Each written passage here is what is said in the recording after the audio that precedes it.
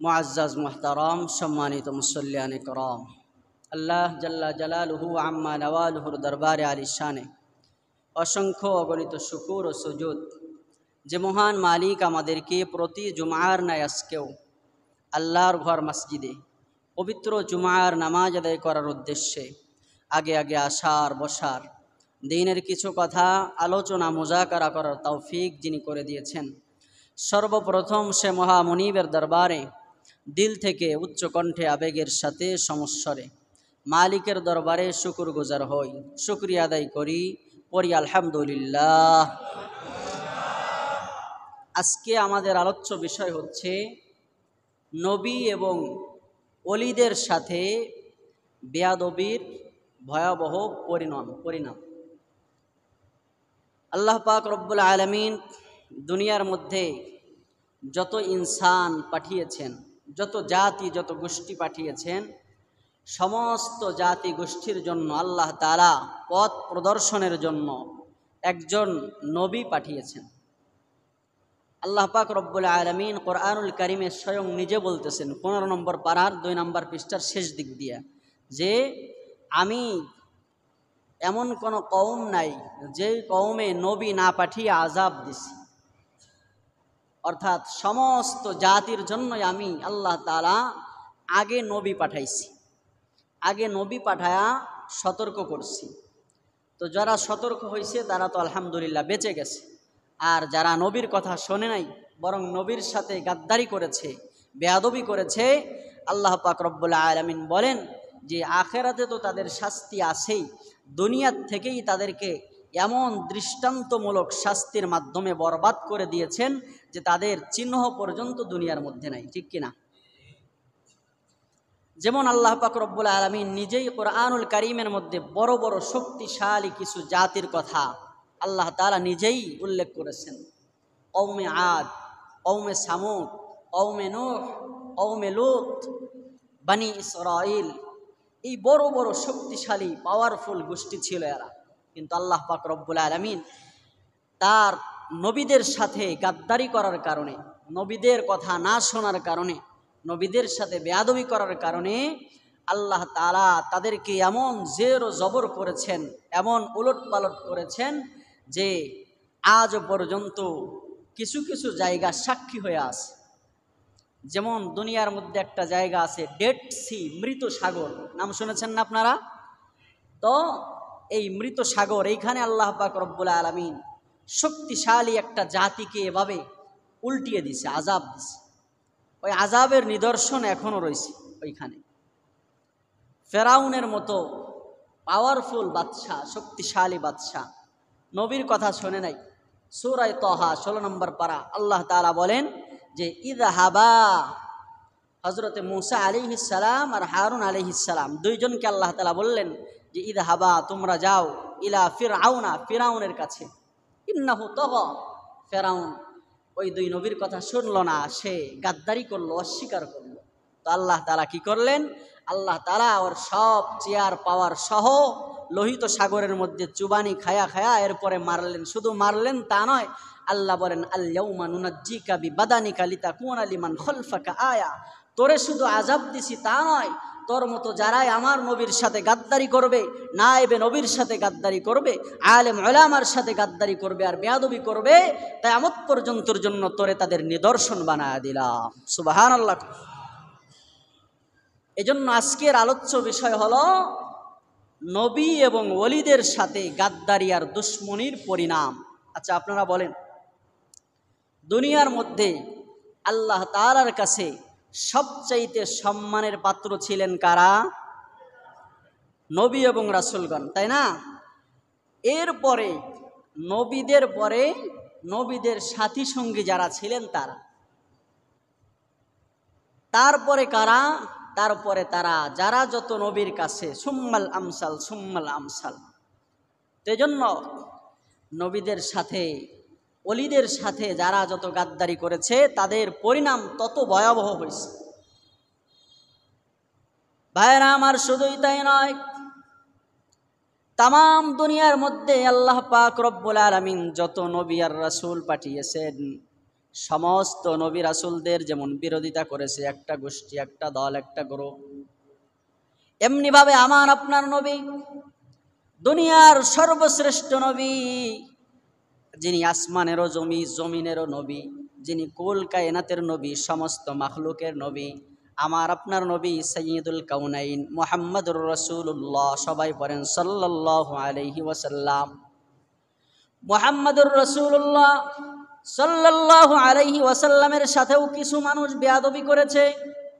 মক্কার কিছু কাফেররা মুহাম্মদুর রাসূলুল্লাহর সাথে পর্যন্ত বেয়াদবি করেছে। মক্কার কিছু কাফেররা আল্লাহর নবী সাল্লাল্লাহু আলাইহি ওয়াসাল্লামের সাথে গাদ্দারি করেছে, দ্বীন ইসলাম নিয়ে মজাক করেছে। আল্লাহ তাআলা তাদেরকেও দৃষ্টান্তমূলক শাস্তি দিয়েছে, ঠিক কিনা? দেয় নাই? আবুল আহাবের কথা কোরআনুল কারীমের মধ্যে স্বয়ং এসেছে। আল্লাহর নবীর সাথে দুশমনি করেছে আবুল আহাব। আবুল আহাবের শাস্তি তো দুনিয়ার মধ্যেই আল্লাহ তাআলা দিয়ে দিছে, জাহান্নামের মধ্যে তো ওর শাস্তি আছেই, কিন্তু দুনিয়ার মধ্যে আবুল আহাবের শাস্তির সুসংবাদ আল্লাহ তাআলা দিয়ে দিছে। এটা কি সুসংবাদ? আযাবের এটা কি সুসংবাদ? সুসংবাদ কেন বললাম? কোরআনের ভাষায় ফাযুকু বিমা কুনতুম তাকনিজুন। কোরআনে আল্লাহ বলে আযাব দেয়, আর কি বলে? বলে স্বাদ কতটা স্বাদ দেখো। এটা মজাক করে বলা, ইস্তেহজা করে বলা। আল্লাহ তাআলা কোরআনুল কারীমে বলেন তাব্বাত ইয়াদানে আবি লাহাবিন ওয়া তাব। আল্লাহ বলেন আবুল আহাবের দুই হাত ধ্বংস হোক। আল্লাহ যেহেতু বলছেন আবুল আহাবের দুই হাত ধ্বংস হোক, অলরেডি আবুল আহাবের দুই হাত ধ্বংস হয়ে গেছে। এমনিভাবে আল্লাহ তাআলা, ওদিকে আলোচনায় আজকে যাব না। তো নবী আলাইহিস সালাতু ওয়াস সালামের সাথে মক্কার অনেক সরদার, অনেক কাফের, কুরাইশ বংশের অনেক কাফেররা গাদ্দারি করেছে, বেয়াদবি করেছে। তার মধ্যে কয়েকজন ছিল নাম করা বাসা বাসা টাটকা কাফের, যারা আমার আপনার নবীর সাথে বেয়াদবি করেছে, আমার আপনার নবীর সাথে এত বেশি গাদ্দারি করেছে যে আল্লাহ তাআলা এটা সহ্য করতে না পেরে দুনিয়ার মধ্যেই ওদেরকে আযাব দিয়েছে। এর মধ্যে 5 জনের কথা আজকে আমি উল্লেখ করব। কয়জনের কথা বলেন? 5 জন। মক্কার এমন 5 জন কাফের সরদার যারা বিভিন্নভাবে আমার আপনার নবী সাল্লাল্লাহু আলাইহি ওয়াসাল্লামকে হেয় প্রতিপন্ন করার চেষ্টা করত। নবী আলাইহিস সালাতু ওয়াস সালামকে কিভাবে কষ্ট দেওয়া যায়, এটাই চিন্তা ফিকির তাদের ছিল। শুধুই তাই নয়, ইসলাম ধর্ম গ্রহণ করেছিলেন যেই সমস্ত সাহাবা একরাম দরিদ্র অবস্থায়, গরিব অবস্থায়, ওই সাহাবীদেরকে বিভিন্নভাবে এরা কষ্ট দিত। সাহাবা একরাম যারা গরিব ছিলেন, গোলাম ছিলেন, এই সাহাবা একরামকে বিভিন্নভাবে তারা মজাক করত, হাসি তামাশা ঠাট্টা করত তাদের সাথে, এবং দ্বীন ইসলামকে নিয়ে নানা প্রকারের ষড়যন্ত্র করাই ছিল এই কাফেরদের কাজ। বর্তমান আমাদের সমাজে মুসলিম নামদারি এমন কিছু মানুষ আছে যাদের কাজই হলো কিভাবে এক কলম ইসলামের বিরুদ্ধে লেখা যায়। আছে না নাই? ইসলামের বিরুদ্ধে এক কলম কিভাবে লেখা যায়, নায়েবে নবী ওয়ারাসাতুল আম্বিয়া যারা, তাদের দোষ কিভাবে বের করা যায়, দ্বীন ইসলামকে হেয় কিভাবে করা যায়, এই চিন্তা চেতনা লালন করে এমন কিছু মানুষ বর্তমানে আমাদের সমাজেও আছে না নাই? এরা সব মক্কার ওই আবু জেহেল, আবুল আহাব, উতবা, সাইবা এদের বংশধর, ঠিক কিনা জোরে কর? যদিও এদের রক্তে মাংসে যদিও আবুল আহাব, আবু জেহেল, উতবা, সাইবার বংশধর নয়, কিন্তু ওদের চরিত্রের দিক দিয়া ওরা আবুল আহাবের বংশধর, আবু জেহেলের বংশধর, ঠিক কিনা জোরে কর? কারণ মক্কার আবুল আহাব, আবু জেহেল, উতবা, সাইবা ওদের কাজ ছিল দ্বীন ইসলাম নিয়ে ষড়যন্ত্র করা, ওদের কাজ ছিল নবীকে কষ্ট দেওয়া, ওদের কাজ ছিল নবীর সাহাবীদের কষ্ট দেওয়া। ঠিক 1450 বছর পরে আজকেও মুসলিম সমাজে বসবাস করে যারা ইসলামকে নিয়ে ষড়যন্ত্র করে, ইসলামের নবীর নামে কটু কথা লেখে, যারা ইসলামকে এই দুনিয়ায় নিশ্চিহ্ন করার জন্য কাজ করে, ইসলাম ধর্মের যারা আছে তাদেরকে নিয়ে বিভিন্ন কূটকৌশল অবলম্বন করে, আর ইসলামের যারা দায়ী নায়েবে নবী ওয়ারাসাতুল আম্বিয়া তাদের ব্যাপারে যারা তাদের দোষ খোঁজার জন্য থাকে, ওরাও আবুল আহাব, আবু জেহেল, উতবা, সাইবার দোসর। ঠিক কিনা জোরে কন? আল্লাহ তাআলা ওদেরকে যেখানে রাখবে, যদি তওবা না করে মারা যায় ঈমান হারা হয়ে, তাহলে এদের অবস্থা ওই জায়গায় থাকবে।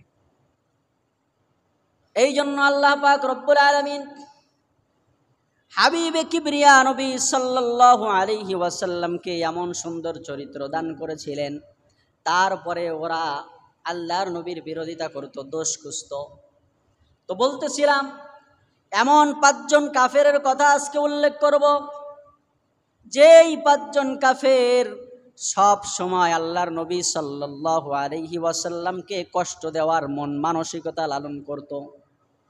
তার মধ্যে একজন কাফেরের নাম হলো ওয়ালিদ ইবনে মুগীরা। একজন কাফেরের নাম কি? ওয়ালিদ ইবনে মুগীরা। নাম বলেন, নাম কি? ওয়ালিদ ইবনে মুগীরা। এর কাজই ছিল কিভাবে আল্লাহর নবীরে হেও করা যায়। কেনই বা করবে না? আল্লাহ তাআলা কোরআনে নিজেই বলছে যে ও তো জারজ সন্তান। কি সন্তান? সুবহানাল্লাহ কন। উতুল্লিম বাদা যালিকা জানিম। আল্লাহর নবী একবার ওয়ালিদ ইবনে মুগীরাকে বলে, তুই তোর মার দ্বারে যায় জিগা যে তোর আব্বাকে ডা। সুবহানাল্লাহ কন। তুই যে শুধু আমার দোষ খোঁজস, আমারে কষ্ট দিস, তুই আজকে বাড়ি যায় তুমি তোমার মায়ের কাছে জিগাও, কারণ বাপের পরিচয় মা যতটা ভালো জানে এর চাইতে বেশি ভালো কেউ জানে? জোরে কন, জানে। আল্লাহর নবী বলে, ওয়ালিদ, আল্লাহ তাআলা কোরআনুল কারীম নাজিল করে আমারে জানায় দিছে, উতুল্লিম বাদা যালিকা জানিম। নবীদের সাথে যারা বেয়াদবি করে, নায়েবে নবী ওয়ারাসাতুল আম্বিয়ার সাথে যারা বেয়াদবি করে, আলেম উলামার সাথে যারা বেয়াদবি করে, খোঁজ নিয়ে দেখো ওটা জারজ সন্তান। কি সন্তান? ওটা জারজ সন্তান। এই আয়াত যখন ওয়ালিদ ইবনে মুগীরাকে আল্লাহর নবী সাল্লাল্লাহু আলাইহি ওয়াসাল্লাম শোনায়া দিছে, সাথে সাথে মার কাছে যায় বলে, মা, আজকে একটা কথা স্বীকারোক্তি আমার কাছে তোমার দেওয়া লাগবে। ওয়ালিদ ইবনে মুগীরার মা বলে, কি জানতে চাও বলো। বলে, সত্যি করে বলো দেখি আমার আব্বাকে ডা, আমার আব্বাকে সত্যি করে বলো, কোনো লুকোচুরি খেলবা না। তো মা বলে, জি ঠিকই বলেছে, মুহাম্মাদুর রাসূলুল্লাহ। সুবহানাল্লাহ পড়েন।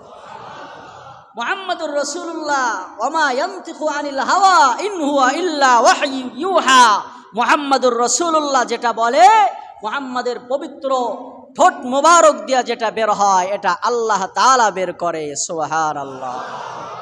সুতরাং ঠিকই বলেছে, ঠিকই বলেছে। তুই তোর যেই বাপ পরিচয় দিস, এই বাপের সন্তান তুই না।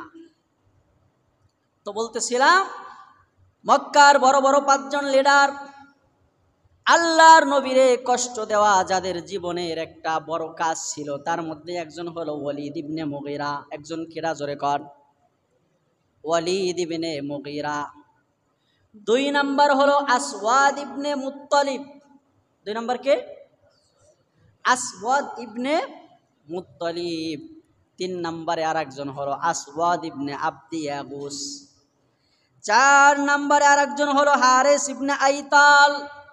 5 নাম্বারে হলো আস ইবনে ওয়াইল। এই 5 জন আল্লাহর নবীরে বেশি কষ্ট দিছে। এরা সব সময় আল্লাহর নবীরে কষ্ট দেওয়ার মন মানসিকতা লালন করত। আল্লাহর নবী এই 5 জনের কষ্টের কথায় বড় ব্যথিত হয়েছে। হযরতে জিবরাইল আলাইহিস সালাতু ওয়াস সালাম একবার আল্লাহর নবীর কাছে আসছে। আসার পরে আমার আপনার নবী জিবরাইলরে বড় অভিযোগের সুরে বলে, ভাই জিবরাইল, এই 5 জন ওয়ালিদ ইবনে মুগীরা, আসওয়াদ ইবনে মুত্তালিব, আসওয়াদ ইবনে আব্দে ইয়াগুস, হারিস ইবনে আইতাল এবং আস বিন ওয়াইল, এই 5 জন আমারে যেই কষ্ট দেয় আমি বড় ব্যথা পাই। নাউজুবিল্লাহ পড়ে। যেই নবী তায়েফের ময়দানে রক্ত মুবারক ঝরাইছে, জুতা পর্যন্ত নবীর রক্তে আটকে গেছে।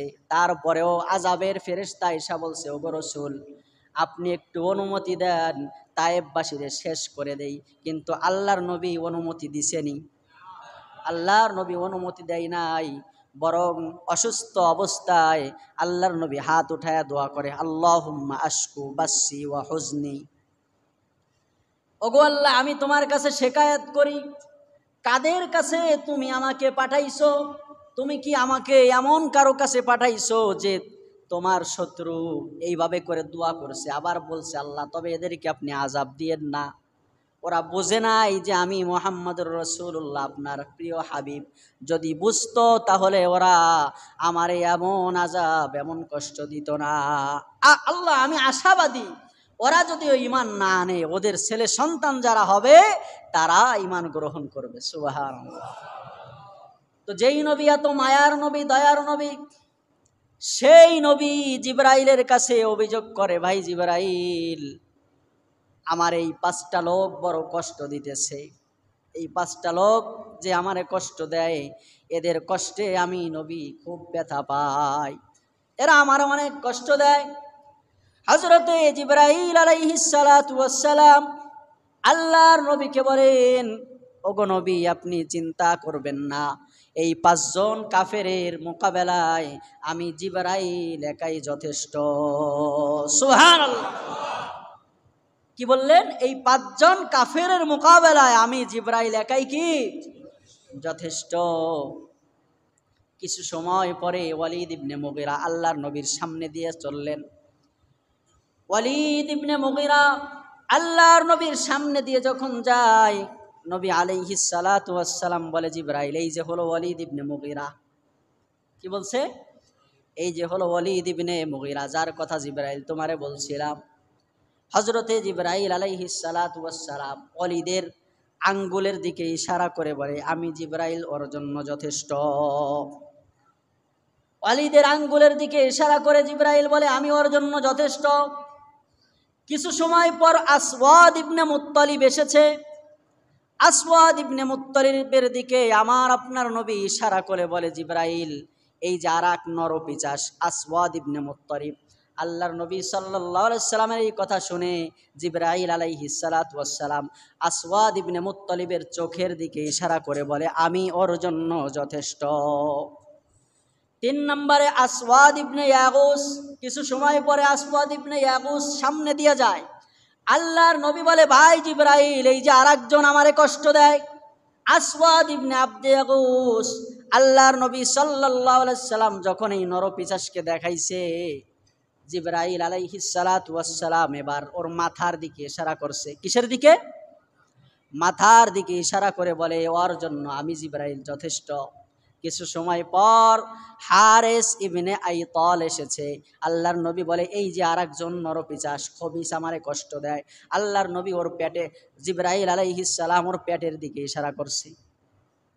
পেটের দিকে ইশারা করে বলে, ওগো নবী আপনি চিন্তা করবেন না, এই খবিসের জন্য আমি যথেষ্ট। 5 নম্বরে আস ইবনে ওয়াইল। আস ইবনে ওয়াইল কিছু সময় পরে আল্লাহর নবীর সামনে দিয়ে যায়। হযরতে জিবরাইলকে বলে, ভাই জিবরাইল এই যে আস ইবনে ওয়াইল, এই আস ইবনে ওয়াইল আমারে কষ্ট দেয়। আল্লাহর নবী সাল্লাল্লাহু আলাইহি সাল্লাম যখন এই কথা বলেছেন, তখন হযরতে জিবরাইল আলাইহিস সালাম আস ইবনে ওয়াইলের পার দিকে ইশারা করে বলে, ওগো নবী চিন্তা করবেন না, এই আস ইবনে ওয়াইলের জন্য আমি জিবরাইল যথেষ্ট। তাহলে কাফের হলো 5টা, আল্লাহর নবীরে কষ্ট দেয় 5 জন। এই 5 জনের 5 অঙ্গের দিকে ইশারা করেছেন হযরতে জিবরাইল আলাইহিস সালাতু ওয়াস সালাম। প্রথমে কে? ওয়ালিদ ইবনে মুগীরা। ওয়ালিদ ইবনে মুগীরার আঙ্গুলের দিকে ইশারা করেছে জিবরাইল আলাইহিস সালাম। এরপরে 2 নম্বরে হলো আসওয়াদ ইবনে মুত্তালিব, তার চোখের দিকে ইশারা করলেন জিবরাইল আমিন। এরপরে 3 নম্বরকে আসওয়াদ ইবনে আব্দে ইয়াগুস, তার কিসের দিকে? মাথার দিকে ইশারা করলেন। 4 নম্বরে কে? 4 নম্বরে হচ্ছে হারেস ইবনে আইতাল। এই হারেস ইবনে আইতালের পেটের দিকে ইশারা করলেন জিবরাইল আলাইহিস সালাতু ওয়াস সালাম। 5 নম্বর আস ইবনে ওয়াইল। জিবরাইল আলাইহিস সালাম ওর পায়ের দিকে ইশারা করলেন। মজার বিষয় হলো আল্লাহর নবী আর জিবরাইল এই যে ঘটনা ঘটছে এর কিছুদিনের মধ্যেই আল্লাহ পাক রব্বুল আলামিন এক একজন করে ধরা শুরু করছে। সুবহানাল্লাহ। এক একজন করে আল্লাহ যে ধরছে পাঁচোটারে একেবারে হোতায় ফেলাইছে, কয় না গ্রাম্য ভাষায় কি কয়, একেবারে হোতায় লাই দিছি। তো অল্প দিনের ভিতরেই 5টা কাফেররেই আল্লাহ তাআলা শায়েস্তা করে দিছে। সুবহানাল্লাহ বলেন। এই জন্য আমার আপনার নবী বলেন, মান আদালি ওয়ালিয়ান ফাকাদ আযানতুহু বিল হারব। আল্লাহ তাআলা, আল্লাহর নবী বলেন, আল্লাহ বলেছেন মান আদালি ওয়ালিয়া, যে ব্যক্তি আমি আল্লাহর বন্ধুর সাথে দুশমনি করে, আমি আল্লাহর যারা বন্ধু তাদের সাথে যারা দুশমনি রাখে, ফাকাদ আযানতুহু বিল হারব, তারা জানি আমি আল্লাহর সাথে যুদ্ধ ঘোষণা করে দেয়। নাউজুবিল্লাহ পড়েন। তাহলে নবীরা আল্লাহর বন্ধু না? কথা কন না কেন? নবীরা আল্লাহর বন্ধু না? তো এই জন্য আল্লাহর নবী হাবিবুল্লাহ, আল্লাহর দোস্ত, আল্লাহর হাবিব, তার সাথে দুশমনি করছে। আল্লাহ বলে তুই তো আমার হাবিবের সাথে লড়স নাই, তুই আমার সাথে যুদ্ধে নামছিস। সুবহানাল্লাহ। কিছুদিনের মধ্যে ওয়ালিদ ইবনে মুগিরার মরণ হয়ে গেল। কেমনে মরণ হইল? ওই যে জিবরাইল আমিন আল্লাহর নবীরে ওয়ালিদের দিকে, ওয়ালিদের আঙ্গুলের দিকে ইশারা করে বলছিল, ওগো নবী, আমি জিবরাইল এই ওয়ালিদ ইবনে মুগিরার জন্য যথেষ্ট। কিছুদিনের মধ্যে ওয়ালিদ ইবনে মুগিরা, এই ওয়ালিদ ইবনে মুগিরা কোথাও যাচ্ছিলেন, প্রতিমধ্যে কান জিবরাইল আলাইহিস সালাম ইশারা করছিল কোন দিকে? আঙ্গুলের দিকে যায় একটা তীর বিদ্ধ হইল। এই তীরের এমন তীব্র যন্ত্রণা ওয়ালিদ ইবনে মুগিরা সহ্য করতে পারে না, চিল্লায় আর কাতরায়। এভাবে চিল্লানি আর কাতরানির মধ্য দিয়ে কয়েকদিন অতিবাহিত হওয়ার পরে এই মক্কার নাম করা কাফের ওয়ালিদ ইবনে মুগিরা দুনিয়ার থেকে বিদায় নিয়ে যায়। সুবহানাল্লাহ। দুই নাম্বার হলো কোন? 2 নাম্বার কার নাম বলছি? আসওয়াদ ইবনে মুত্তালিব। আসওয়াদ ইবনে মুত্তালিবের চোখের দিকে ইশারা করে জিবরাইল বলছিলেন আমি ওর জন্য যথেষ্ট। কিছুদিন যাইতে না যাইতে আসওয়াদ ইবনে মুত্তালিব একদিন তার ছেলে মেয়ে নাতি যারা আছে সব নিয়ে একটা গাছের নিচেই বসেছিল। হঠাৎ করে আসওয়াদ ইবনে মুত্তালিব চিৎকার দেওয়া শুরু করলেন। চিৎকার দিয়ে বলে, এই তোমরা থামাও, ওরে থামাও, আমার চোখের মধ্যে কি জানি ঢোকানোর জন্য সামনে থেকে ওই লোকটা আসতেছে, ওরে থামাও। আসওয়াদ ইবনে মুত্তালিবের এই চিৎকার চেঁচামেচি শুনে তার ছেলে মেয়েরা দাঁড়িয়ে গেছে। আশেপাশে খোঁজ নিয়ে বলে, তুমি পাগলের মতো কেন চিল্লাও? আমরা তো কাউকে এখানে দেখতেছি না, কেন চিল্লাও? আমরা তো কাউরে দেখি না। হঠাৎ করে আসওয়াদ ইবনে মুত্তালিবের চোখ বন্ধ হয়ে গেল। এমন চিৎকার চেঁচামেচি করতে থাকলো আর বলল, ওই লোকটা আমার চোখের মধ্যে কি জানি ঢোকায়া দিছে, আমি আর মনে হয় বেশি দিন বাঁচব না, আমার চোখের যন্ত্রণায় আমি শেষ হয়ে যাচ্ছি। কিছুদিন পরে চোখের যন্ত্রণা নিয়ে আসওয়াদ ইবনে মুত্তালিব দুনিয়ার থেকে বিদায় নিয়ে গেল। সুবহানাল্লাহ। কার সাথে বিরোধিতা করছিল বলেন তো? নবীর সাথে। আল্লাহর ওলি, আল্লাহর বন্ধু আমার আপনার নবীর সাথে বিরোধিতা করছে। 3 নম্বরে হলো আসওয়াদ ইবনে, কি বললাম নাম? আসওয়াদ ইবনে আবদে ইয়াগুস, বাপের নাম হলো আবদে ইয়াগুস। এই আসওয়াদ ইবনে আবদে ইয়াগুসের মাথার দিকে ইশারা করছিল জিবরাইল আলাইহিস সালাম। কিছুদিন যাইতে না যাইতে এই আসওয়াদ ইবনে আবদে ইয়াগুসের মাথার মধ্যে বড় বড় ফোড়ার মতো কি জানি উঠলো। উঠার পরে এক পর্যায়ে তার মাথায় পচন ধরলো। পচন ধরে দুনিয়ার থেকে আসওয়াদ ইবনে আবদে ইয়াগুস চলে গেল। এরপরে 4 নাম্বার আল্লাহর নবীর আরেকজন শত্রু ছিল হারেস ইবনে আইতল। এই হারেস ইবনে আইতলের পেটের দিকে জিবরাইল আমিন ইশারা করেছিলেন, তাই না? তো কিছুদিনের মধ্যে হারেস ইবনে আইতলের পেট থেকে হলুদ এক ধরনের পানি বের হওয়া শুরু হলো। তার মুখ দিয়ে পেট দিয়ে বের হইয়া কিছুদিনের মধ্যে সেও দুনিয়ার থেকে চলে গেল। 5 নম্বরে হলো আস ইবনে ওয়াইল। আস ইবনে ওয়াইলের পায়ের দিকে আল্লাহর নবী সাল্লাল্লাহু আলাইহি সাল্লামের কথা শুনে জিবরাইল আমিন ইশারা করেছিলেন। আস ইবনে ওয়াইল তার গাধায় সোয়ার হইয়া অথবা ঘোড়ায় সোয়ার হইয়া কোথাও যাইতেছিলেন, যাইতে যাইতে প্রতিমধ্যে কাঁটা তারের বেড়া চিনেন না? এই কাঁটা তার বেষ্টিত এক জায়গায় হঠাৎ করে আস ইবনে ওয়াইলের ঘোড়া অথবা গাধাটা বসে পড়ছে, হঠাৎ বসে গেছে। বসে যাওয়ার সাথে সাথে নিচের থেকে একটা এই কাঁটা তারের একটা কাঁটা এই আস ইবনে ওয়াইলের পায়ের মধ্যে ঢুকছে, শুধু ঢুকছে এভাবে। তো এইটার যন্ত্রণায় আস ইবনে ওয়াইল সহ্য করতে পারে নাই, বা সেও কয়েকদিনের মধ্যে মরে গেছে। তাহলে 5 জন কাফের, বলছিলাম যে 5 জন কাফেরের কথা বলবো যারা আল্লাহর নবীর সাথে দুশ্মনী রেখেছিল। আল্লাহ তাআলা বলেন যে আমার হাবিবের সাথে দুশ্মনী করছস, আর আমার হাবিব তোদের ব্যাপারে মুকররব ফেরেশতা জিবরাইলের কাছে অভিযোগ পর্যন্ত করছে। তার মানে আমার হাবিব কষ্ট পেয়েছে তোদের কষ্টে, তোরা যে কষ্ট দিছস। এজন্য আল্লাহ তাআলা আখিরাতে তো ওদেরকে শাস্তি দিবেনই, কিন্তু দুনিয়ায় এমন আযাব ওদেরকে দিছে যে আযাব সহ্য না করতে পেরে মরে গেছে। ঠিক কিনা? এই জন্য আল্লাহর নবী বলে, মান আদালি ওয়ালিয়ান ফাকাদ আযানতুহু বিল হারব। এই দুনিয়ার মধ্যে যারা নবীদের সাথে দুশ্মনী করে, দুনিয়ার মধ্যে যারা ওলিদের সাথে দুশ্মনী করে, দুনিয়ার মধ্যে যারা আলেমদের সাথে নায়েবে নবীদের সাথে যারা দুশ্মনী রাখে, কশ্চিনকালেও ওরা জান্নাতি হতে পারে না। ঠিক কিনা? কারণ যার মাধ্যমে দিন পাইলাম, যার মাধ্যমে ইসলাম পাইলাম, যার মাধ্যমে ঈমান পাইলাম, তার সাথে যদি দুশ্মনী রাখো তাহলে তোমার ঈমান কিভাবে বিশুদ্ধ হয় মিয়া? আমার একটু বলো, ঠিক কিনা? এজন্য উলামায়ে কেরামকে মাইনাস আর বাইপাস করে দিনের কোনো কাজ যদি তুমি করো, আজকে আমি বললাম লিখে নাও, খোদার কসম করে বলতে পারি হানেস হব না। যদি উলামায়ে কেরামকে মাইনাস আর বাইপাস করে দিনের কোনো কাজ তুমি চালাইতে যাও, কশ্চিন কালেও ওই কাজ এমনভাবে চালাইতে পারবা না আল্লাহর নবী যেমনভাবে চালাইছে। ঠিক কিনা? জোরে কর। কারণ নবুয়তের ওয়ারাসাত এটা আল্লাহর নবী, আমার আপনার নবী দিয়ে গেছে কাদেরকে বলেন? আলেমদেরকে দিয়ে গেছেন। আল্লাহর নবী পবিত্র জবানে বলেছেন, আল উলামা ওয়ারাসাতুল আম্বিয়া। নবীরা হলেন আলেমদের ওয়ারিস।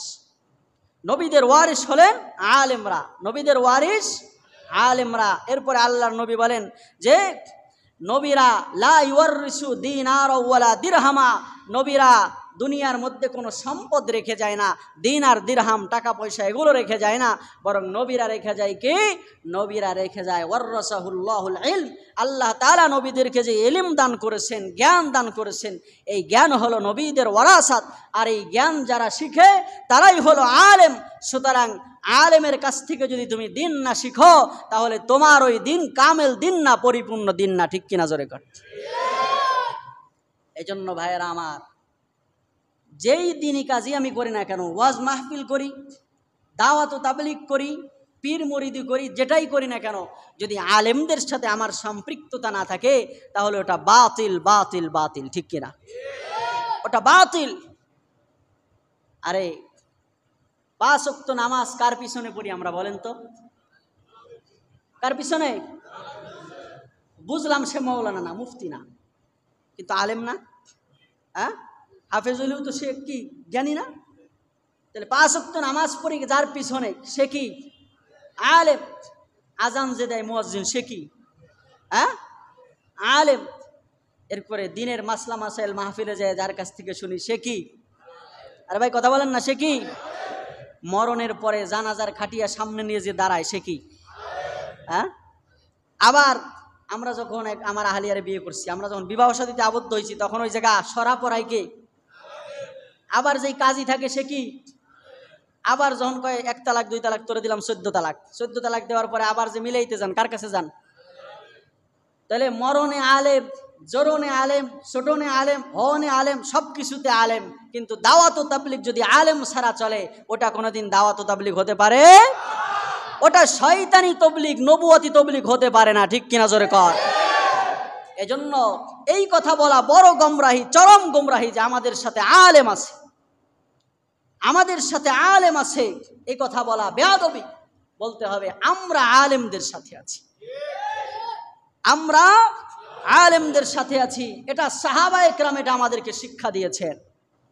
কারণ সাহাবায়ে কেরাম আল্লাহর নবীকে অভয় দিয়েছিলেন কোন এক যুদ্ধে। আপনাদের হয়তো জানা আছে যে ওগো নবী, আপনি চিন্তা করবেন না, হযরতে মূসা আলাইহিস সালাম যখন বললেন বনি ইসরাইলকে যে চলো যুদ্ধ করতে হবে, আল্লাহ তাআলা যুদ্ধে যাইতে বলছে, তো বনি ইসরাইল মূসা আলাইহিস সালামের জবাব দিছিল কি, ইযহাব আনতা ওয়া রাব্বুকা ফাকাতিলা ইন্না হাহুনা কাঈদুন। মূসা খায় দেয় কাম নাই, ওদের সাথে যুদ্ধ করতে যাব। ইযহাব আনতা, তুমি যাও, ওয়া রাব্বুকা, তোমার রব যাও, ফাকাতিলা, যুদ্ধ করো, ইন্না হাহুনা কাঈদুন, আমরা এই যে জায়গা বইলাম, আমরা এখানে কি করলাম, বইলাম। এটা হলো বনি ইসরাইলের খাসলাত, যে আমার ভালো লাগে নাই তাহলে নবীর সাথে চলবো না, আলেমের সাথে চলবো না, থাকবো না, পারলে আলেম তুমি আমার সাথে আসো।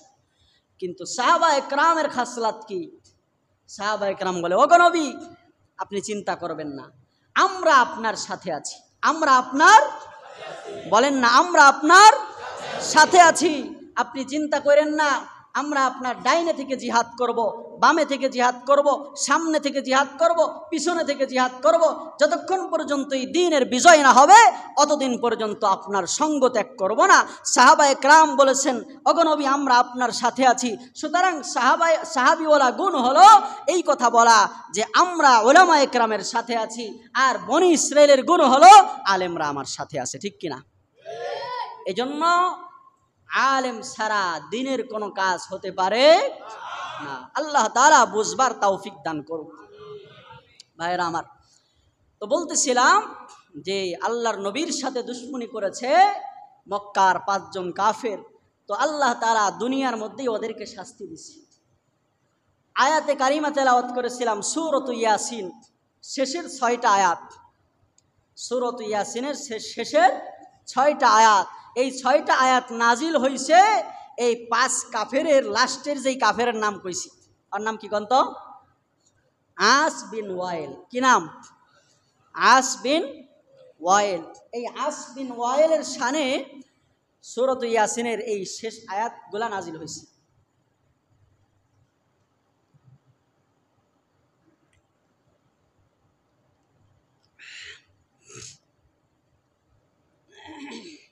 এই আস বিন ওয়াইল,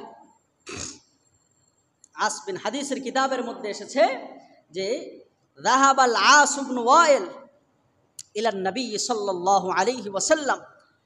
আস বিন ওয়াইল একবার আল্লাহর নবী সাল্লাল্লাহু আলাইহি ওয়াসাল্লামের কাছে গেল। যাওয়ার কি নিয়ে গেছে বলে ইজামিম বালিয়া, একটা একেবারে পুরাতন একটা হাড্ডি নিয়ে গেছে, পচা হাড্ডি, পুরাতন একটা হাড্ডি নিয়ে আস বিন ওয়াইল আল্লাহর নবীর দরবারে গেছে। বুঝছেন কথা? কি নিয়ে গেছে? পুরাতন একটা হাড্ডি নিয়ে গেছে। দেখেন কি অবস্থা, কত বড় খবিস সে, আল্লাহর ব্যাপারে উপমা দেয়, নিয়ে আল্লাহর নবীর কাছে যায়। এরপরে আস বিন ওয়াইল ওইটাকে করছে কি, আস বিন ওয়াইল ওই হাড্ডিটা আল্লাহর নবীর সামনে এভাবে হাতের উপরে অথবা মাটিতে এভাবে বাড়ি দিছে। এত পচা, মানে এত দুর্বল হাড্ডি যে ওটা একটু তুড়ি দেওয়ার সাথে সাথেই ওটা ছাতু হয়ে গেছে, ছাতুর মতো হয়ে গেছে। এবার আস বিন ওয়াইল এভাবে একটা ফু দিছে। এইভাবে ফু দেওয়ার পরে এরপরে বলে ইয়া মুহাম্মদ, হে মুহাম্মদ, আতাজআমু, তুমি কি এই ধারণা করো যে আন্নাল্লাহ ইয়াহইয়া হাযিহিল ইযামিন বালিয়া, যে এই যে পচা হাড্ডি যেটা মাটির সাথে মিশে গেল, বালির সাথে মিশে গেল, এই হাড্ডি তুমি কি ধারণা করো এই হাড্ডি তোমার রব আবার একত্রিত করতে পারবে? বুঝছেন? আপনারা কি মনে করেন এই হাড্ডি, এই যেটা একেবারে পচা হাড্ডি, এটা ফু দেওয়ার সাথে সাথে উড়ে গেল, বালির সাথে মাটির সাথে মিশে গেল, এটা কি আল্লাহ তাআলা আবার একত্রিত করতে পারেন না? কি বলেন, পারেন না? আল্লাহর এই ক্ষমতা আছে না? তো আস বিন ওয়াইল ও তো কাফের, ও খোরা যুক্তি নিয়ে আসছে, বলে মুহাম্মদ এটা কি তোমার রব একত্রিত করতে পারবে সাল্লাল্লাহু আলাইহি ওয়াসাল্লাম? আল্লাহর নবী কি জবাব দিলেন? আল্লাহর নবী আস বিন ওয়াইলকে বললেন যে নাম, হ্যাঁ, সুবহানাল্লাহ পড়েন। আল্লাহর নবী বললেন নাম। আরবি ভাষার গ্রামার যারা জানেন তারা জানেন যে নাম মানে হ্যাঁ, মুতমাইন ভাবে আল্লাহর নবী জবাব দিলেন যে হ্যাঁ অবশ্যই পারেন। এরপরে শুধু তাই নয়, আল্লাহর নবী বললেন যে সুম্মা ইউমিতুকা, আল্লাহ তাআলা অতঃপর তোমাকে মরণ দিবেন। আস, তুমি আজকে আল্লাহর ব্যাপারে প্রশ্ন করার জন্য একটা পচা হাড্ডি আমার কাছে আনলা, জমি তুকা, আল্লাহ তাআলা তোমারে মরণ দিবেন, সুম্মা ইউবআসুকা, অতঃপর আল্লাহ তাআলা তোমারে আবার উঠাবেন, এরপরে ইউদখিলুকাল জাহান্নাম, আর তোমারে জাহান্নামে আল্লাহ তাআলা দাখিল করাবেন। সুবহানাল্লাহ। আজ শুধু এই মরা হাড্ডি, এই পচা হাড্ডিকে আল্লাহ একত্রিত করবেন তা নয়, আমি নবী আমার পবিত্র জবান দিয়া তোমাকে সুসংবাদ শোনায়া দিলাম, যদিও এটা সুসংবাদ নয়, কোরআনের ভাষায় বলছি, সুসংবাদ শোনায়া দিলাম যে আল্লাহ তাআলা তোমারে মরণ দিবে, মরণের পরে শুধু এই হাড্ডি নয়, তোমাকে আবার জীবিত করবে। তুমি যখন জীবিত হবা, জীবিত হওয়ার পরে এরপরে তোমার যে ওই যে জাহান্নামে দাখিল করাবে, আর তুমি জাহান্নাম থেকে নিস্তার পাবা না। নাউজুবিল্লাহ। এই দৃষ্টান্ত যখন আস বিন ওয়াইল দিলেন, আমার আপনার নবীর সামনে যখন আস বিন ওয়াইল এই হাড্ডি নিয়ে আয়েশা বললেন, এটা কি তোমার রব একত্রিত করতে পারে কিনা? আল্লাহ তাআলা এই মক্কার কাফেরের জবাব দেওয়ার জন্য আসমান থেকে সূরা ইয়াসিনের শেষ 6টা আয়াত নাজিল করে দিলেন। আল্লাহ বলেন, আওয়ালাম ইয়ারাল ইনসান আন্না খলাকনাহু মিন নুতফা ফাইদা হুয়া খসীমুম মুবিন। আল্লাহ তাআলা বলেন, হাবিব আমার, আপনি তেলাওয়াত করে আস বিন ওয়াইলকে শোনায়া দেন, আওয়ালাম ইয়ারাল ইনসান, মানুষ কি লক্ষ্য করে না? আওয়ালাম ইয়ারাল ইনসান, মানুষ কি খেয়াল করে না একটু?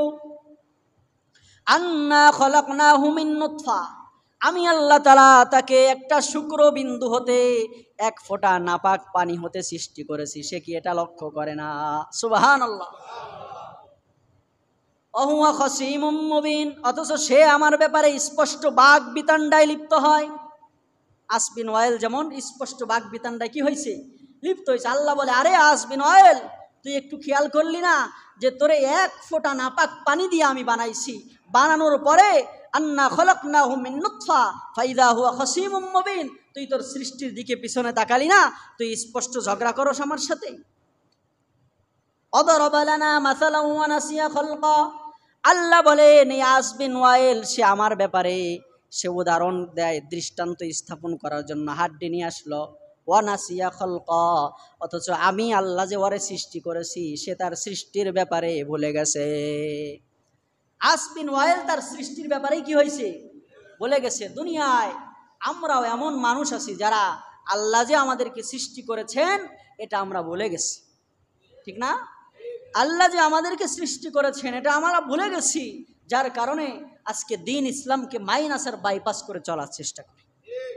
যদি মনে থাকতো আমাদের যে না ওয়ানাসিয়া খালকা, আরে আল্লাহই তো আমাদের সৃষ্টি করেছে, তাহলে নামাজ ছাড়তে পারতাম না। সব সময় যদি এই আয়াতের ধ্বনি আমার কানে বাজতো, ওয়ানাসিয়া খালকা, আরে আমি তোকে সৃষ্টি করেছি, আল্লাহ কথা বলছেন আমি তোকে সৃষ্টি করেছি, তাহলে আল্লাহর কুদরতের ব্যাপারে আমাদের আর প্রশ্ন আসতো না। ঠিক কিনা জোরে কয়? অদরবা লানা মাসালা ওয়া নাসিয়া খালকা ক্বালা মান ইউহয়িল ইযাম, আস বিন ওয়াইল এসে আপনাকে বলে মান ইউহয়িল ইযাম, এই হাড্ডিকে কে জিন্দা করবে? ওয়া হিয়া রামিম, অথচ সেটা কি হয়ে গেছে? মিশে গেছে মাটির সাথে। কুল, হে নবী আপনি বলে দেন, ইউহয়ি হাদাল্লাযী আনশাআহা আউওয়ালা মাররা, এই হাড্ডিকে ওই রব জীবিত করবেন যেই রব প্রথমে এই হাড্ডি সৃষ্টি করেছেন। সুবহানাল্লাহ। আমাদেরকে প্রথমে সৃষ্টি যিনি করেছেন তিনি আবার কি করবেন?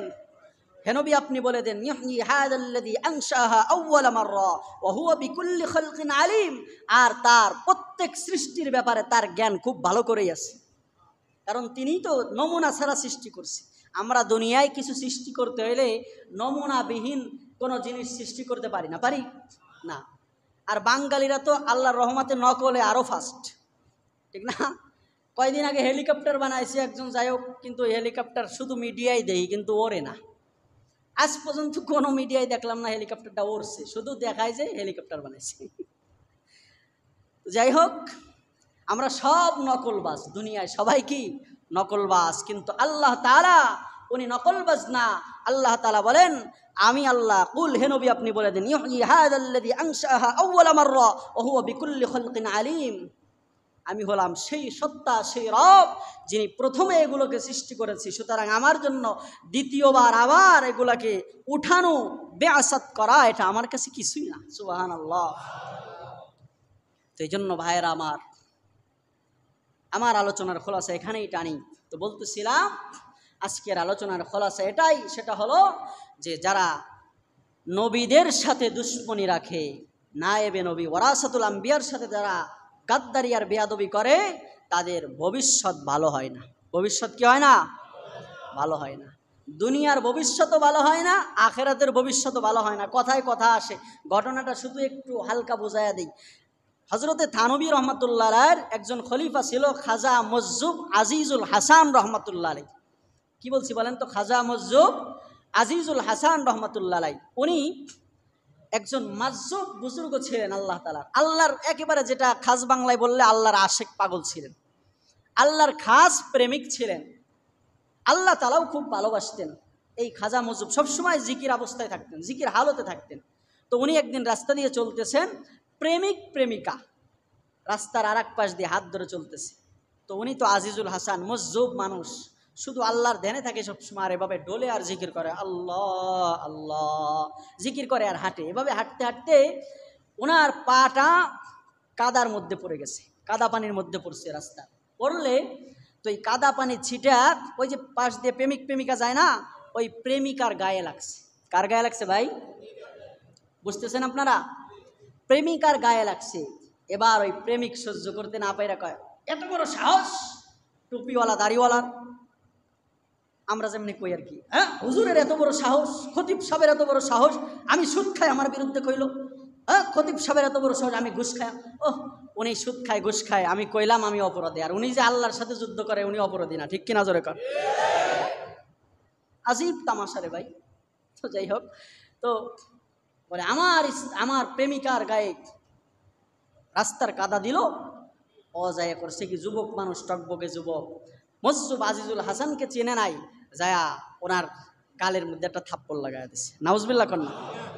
একে তো মুরব্বী, দুই নম্বরে আল্লাহর ওলি, থাপ্পড় লাগাইছে। থাপ্পড় লাগানোর পরে মজ্জুব আজিজুল হাসান কিচ্ছু বলে নাই, শুধু ওর দিকে এইভাবে একটু তাকাইছে, যুবকের দিকে তাকায়া এটা মুস্কি হাসি দিয়ে আবার হাঁটা দিছে। 40 কদমও সামনে আগায় না এই দম্পতি, প্রেমিক প্রেমিকা। একটু আগানোর পরেই একেবারে সমান রাস্তায় হোঁচট খাইছে। এই যুবকটা হোঁচট খায়া পড়ছে, পরে পা ভাঙছে, একটু পরে পা ওটা এমন ভাঙা ভাঙছে আর উঠতেই পারে না। তখন আশেপাশের মানুষ কয়, এই কামটা করছিস কি?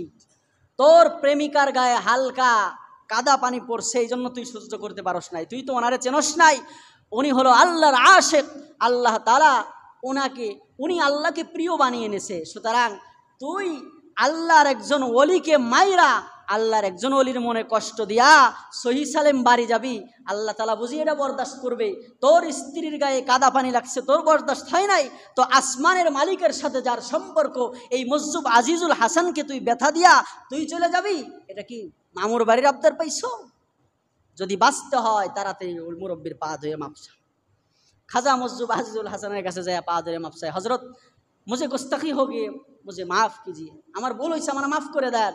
খাজা মজ্জুব বলে, আরে পাগল, তোর জন্য আমি বদদুয়া করি নাই। সুবহানাল্লাহ কর। আলেম মনে রাখবেন, ওলামা একরামকে আপনারা যতই কষ্ট দেন, হক্কানি আলেম যে সে কখনো যদি না বুঝে বেয়াদবি করে তাদেরকে মনে কষ্ট নেয় না আলেম ওলামা। জানেন যে আল্লাহ নি ওর হেদায়েত দেয়, দোয়া করে আল্লাহ তোরে কি দিক? হেদায়েত দিক। কিন্তু এই জাতি বুঝে না, আলেমরা যে এই জাতির দরদি, এই জাতি বুঝে না। এজন্য শুধু একটু ফাঁক পাইলে আলেমদের খুশায়, আলেমদের খুশায়। ভাই আলেমদেরকে খুশায় কোনো লাভ নাই। বিশ্বাস করেন, হাদিসের মধ্যে আসছে ওলামা একরামকে আল্লাহ তাআলা হাসরের ময়দানে একটা পর্দার ভিতরে নিয়ে বলবেন, তোমাদেরকে ইলম দিয়েছিলাম বেইজ্জতি করার জন্য নয়, সুতরাং যাও, আজকে তোমাদেরকে মাফ করে দিলাম। আপনি কার ব্যাপারে কলম তোলেন, কার সাথে গাদ্দারি করে আর এক তবলিগে যোগ দেন? ভাইয়েরা আমার, আল্লাহর ওয়াস্তে আপনাদের হাতে পায়ে ধরি, ওলামা একরামের সাথে থাকেন, ইনশাল্লাহ জিতবেন, ইনশাল্লাহ জিতবেন। খাজা মজ্জুব বলে, আরে তোরে তো আমি বদদুয়া দেই নাই, কিন্তু ওই যে তোর প্রেমিকার গায়ে যে কাদা পানি লাগছে, তোর দিলে আঘাত লাগছে, আমিও একজনের সাথে প্রেম করি। সুবহানাল্লাহ। আমিও একজনের সাথে প্রেম করি, তবে সে দুনিয়ায় থাকে না, সে থাকে আসমানে। তো আমাকে যখন তুই কষ্ট দিছস, আসমানের মালিক সহ্য করতে পারে নাই, এজন্য তোরে পাও ভাঙ্গা দিছে, আমার কিছু করার নাই। এজন্য ভাইয়েরা আমার, এখান থেকে আমাদের শিক্ষা নিতে হবে, সেটা হলো নবীদের সাথে, নায়েবে নবীদের সাথে কোনো গাদ্দারি বেয়াদবি করা যাবে। আল্লাহ তাআলা আমাদেরকে তৌফিক দান করেন, ওলামায়ে কেরামের সাথে থাকার তৌফিক দান করেন। আল্লাহ তাআলা ওলামায়ে কেরামের সাথে আমাদের হাসর নাসর করেন। সকলে পড়ে আমিন।